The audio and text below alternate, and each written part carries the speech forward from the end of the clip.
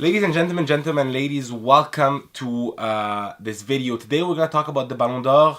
We're going to talk about Luka Modric winning it, and we're going to talk about Antoine Griezmann not winning it. So I believe, just to get it out of the way right off the top, I believe that Antoine Griezmann should have won the Ballon d'Or for the simple reason that he was the best player last year.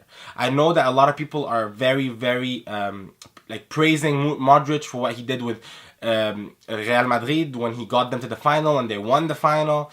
What he did with Croatia, getting a dark horse to the final of the World Cup, is very important and very big, captaining them all the way there. However, I do think Griezmann did enough as a player and as a team player to get himself the Ballon d'Or. For the simple reason one, he won the Europa League. I know that people look down on the Europa League because teams that win the Europa League most of the time are teams that were kicked out of the Champions League. But he won the Europa League, so there's that. He also won the World Cup. So in a year where the World Cup is played, usually they look at the World Cup winning team and give it to them. Example, Cannavaro. But they didn't look at the World Cup winning team this time. They looked at the World Cup losing team. So instead of giving it to someone that won the World Cup, they give it to someone that lost the World Cup. In the World Cup, Griezmann scored in the round of 16 against Argentina. Griezmann scored in the quarterfinal against Uruguay and scored in the final against Croatia. He also assisted in the round of 16 and in the quarterfinal. That's huge. Like, that is humongous. To take your team to the final, to score in these decisive games, is humongous in a year where there's a World Cup. And I also don't understand how they can equate winning a Champions League and losing a World Cup to winning a Europa League and winning a World Cup. How are these the same? Not only them the same, how do you put more emphasis or more importance on winning a Champions League and losing a World Cup than winning both Europa League and World Cup? How are these not equal, if not this one more? You know what I mean?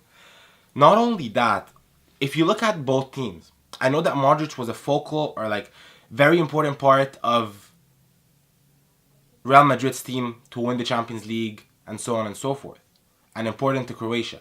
If you remove Modric from Croatia, Croatia is nothing. That has been established. Give you this right now. If you remove Griezmann from France, they might be good, but they won't win the World Cup because we proved that with the goals he scored and when he scored them. But if you remove Modric from Real Madrid, do you actually believe in a team where there's Sergio Ramos, Varane, Cristiano Ronaldo, Bale, Benzema, Isco, Kroos, that they won't win the Champions League? Let alone Cristiano Ronaldo alone. Look what Cristiano Ronaldo is doing with Juventus right now. So if you remove Modric from Real Madrid, they'll be a bit worse, but they'll still be amazing. If you remove Griezmann last year from Atletico Madrid's team, they do not win the Europa League. As simple as that.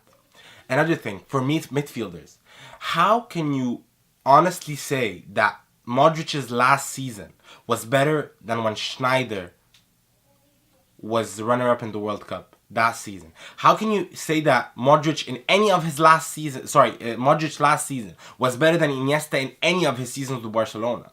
How can you say that Ribéry did not, even though Ribéry is a winger and he could be thought of as an attacker but also a midfielder, how can you say that Ribéry's season when he was robbed by Cristiano Ronaldo was not better than Modric's this year?